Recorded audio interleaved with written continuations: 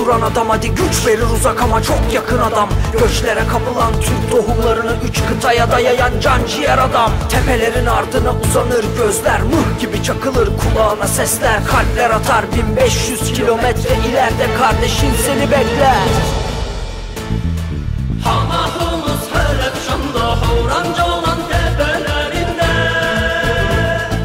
Beydilli Erbeyli Barat, hayat Türkmen aşiretimiz. Bölük bölük göçler ile, atlar ile, kervan ile, düştük gurbet illerine biz. Bölük bölük göçler ile, atlar ile, kervan ile, düştük gurbet illerine biz.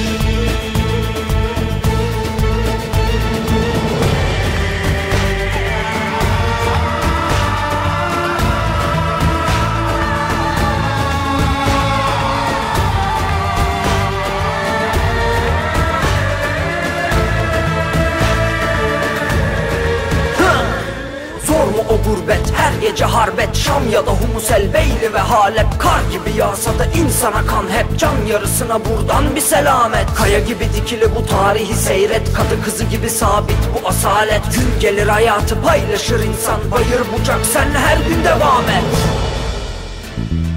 Yüklendi